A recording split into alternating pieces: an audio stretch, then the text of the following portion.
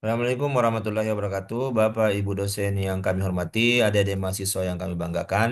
Saya mewakili tim dosen menjelaskan teknis pelaksanaan sub CPMK 2 Pendidikan Pancasila. Ini dilaksanakan pada pekan kedua atau pertemuan kedua dan ini hanya satu pertemuan atau satu pekan.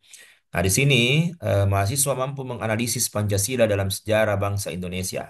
Jadi kita bicara mengenai sejarah bangsa Indonesia. Kemudian ini kuliah interaktif bentuknya, kemudian metodenya ini collaborative learning. Poinnya 10 poin yang kemudian didapatkan oleh mahasiswa. Nah, ini ada folder pekan kedua. Nah, ini yang paling penting kita lihat. Oke, di sini ada petunjuk teknisnya. Nah, bisa diklik ini pekan 2, PDF-nya bisa dilihat. Nah, ini Bapak, Ibu, dan adik mahasiswa. Jadi ada periode pengusulan, perumusan, penetapan, kemudian ada urgensinya Pancasila dalam sejarah bangsa, kemudian sumber histori dan sosiologis Pancasila dalam kajian sejarah. Nah, ini sub CPMK-nya. Oke. Nah, didahului tentu dengan KM. Jadi mahasiswa itu harus selalu KM, itulah agak belajar. Tidak gampang itu 24 SKS. Itu dikali 3 jam. Jadi setiap pekan itu belajar 72 jam. Itu makna dari satu SKS itu. 3 jam. 1 jam pelajaran di kelas, 1 jam belajar mandiri, 1 jam eh, tugas terstruktur di luar kelas. Dan itulah memang hakikatnya. Oke. Nah, apa KM-nya? Tentu baca modul ya, baca buku teks, lihat video, simak video dengan baik.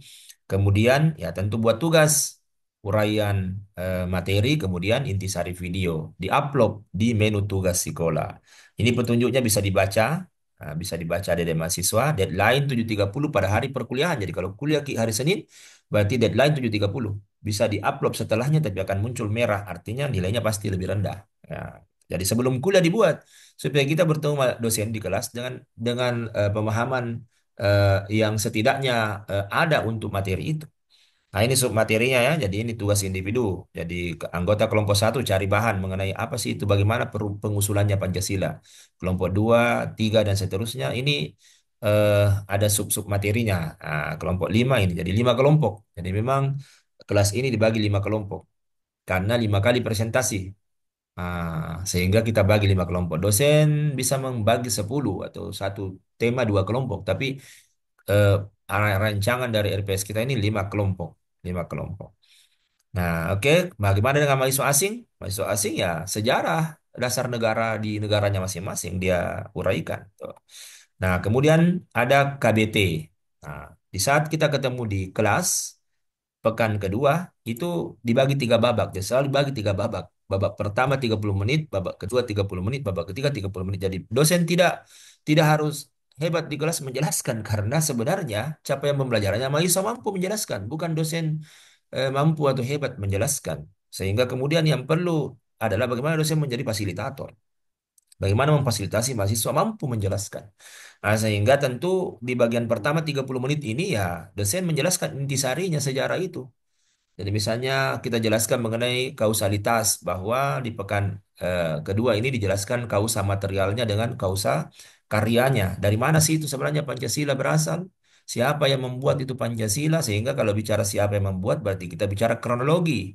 Mulai dari masa pengusulan, perumusan, dan penetapannya. Kalau kita bicara bahannya dari mana Pancasila, berarti kita gali dari nilai-nilai sosial budaya bangsa Indonesia, dari nilai keagamaan. Dari situlah sumbernya. Pancasila itu dikristalkan menjadi dasar negara. Nah, nanti dijelaskan oleh dosennya secara singkat. Nah, lalu kemudian dosen juga meminta, jadi kita tunjuk untuk mengetahui mahasiswa mengetahui ya silakan diuji petik. Satu dua mahasiswa per kelompok itu karena dia akan menjelaskan sub materi yang berbeda. Nah, nanti pekan berikutnya berbeda orang yang kita tunjuk. Nah, mereka menjelaskan jadinya mahasiswa ini belajar sehingga mahasiswa tidak main HP di kelas sambil mengantuk mendengarkan dosen menjelaskan. Karena sebenarnya dosen memfasilitasi. Babak kedua setelah 30 menit itu ya mahasiswa diminta duduk berkelompok 5 orang, 5 kelompok. Bisa berdasarkan kelompoknya yang dibagi di awal, bisa juga berdasarkan tempat duduknya. Jadi yang area duduknya saja. Tapi ingat Bapak Ibu mohon bantu Anda ada mahasiswa mengatur kembali kursi karena mau dipakai dosen setelahnya kasihan. Kira-kira begitu. Small group discussion. Apa yang dibahas? Mendeskripsi Pancasila sebagai kristalisasi nilai sosial budaya bangsa. Jadi setiap mahasiswa duduk. Jadi per kelompok ini duduknya dia bahas. Ini Pancasila itu sila pertama sampai sila kelima kalau kita bicara etnis Sumatera dari mana itu sebenarnya? Sulawesi, saya ambil contoh Sulawesi. Oh ya, di Sulawesi itu di Sulawesi ada animisme, ada dinamisme. Mulai dari dulu itu nenek moyang kita kadang bawa sesajen apa di laut, di sawah sebagai wujud ketuhanan. Soalnya dia percaya ada kekuatan melebihi manusia, mengatur dalam semesta. Cuma ya agama datang kemudian belakangan untuk mengatur bagaimana berkepercayaan yang benar, berketuhanan yang benar. Ya lahirlah itu agama mulai dari Hindu, Buddha, Islam.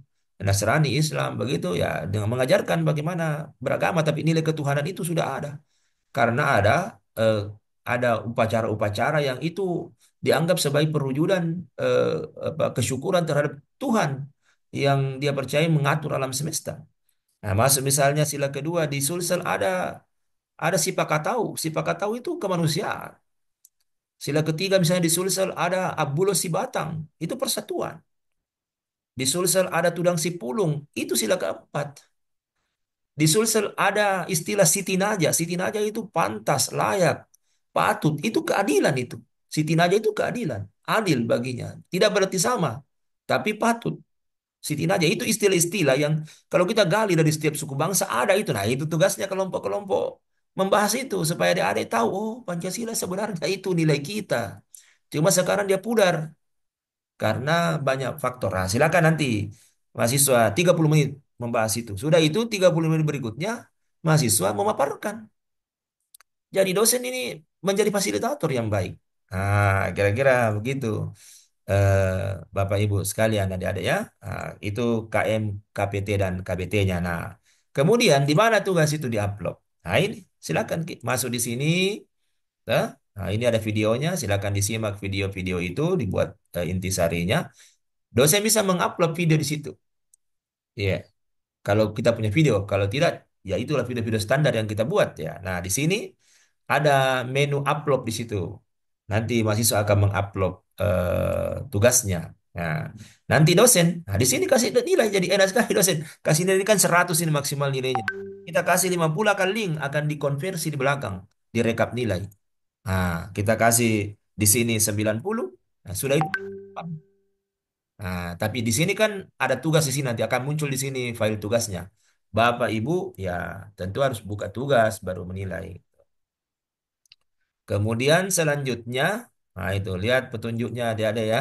Eh, Baru dosen menilai. Di sini juga karena ada ide. Jadi tadi ada tugasnya, ini ada ide. Jadi kan ada juga indikator ide. Nah, nanti dosennya lagi menilai di sini. Oh, si Fulan ini idenya bagus, sikapnya bagus, uraiannya bagus, dikasih nilai. Jadi tidak mengupload tugas mahasiswa di sini, mengisi ini, dosennya mengisi manual. Enak sekali ini. Selesai. Jadi biar pekan ketiga nilai diminta, nilai juga. Alhamdulillah nilai juga sudah ada. Mahasiswa juga bisa lihat ini adalah wujud transparansi dan akuntabilitas saya pikir Bapak Ibu. Oke, cukup untuk pertemuan kedua petunjuk teknisnya. Terima kasih. Assalamualaikum warahmatullahi wabarakatuh.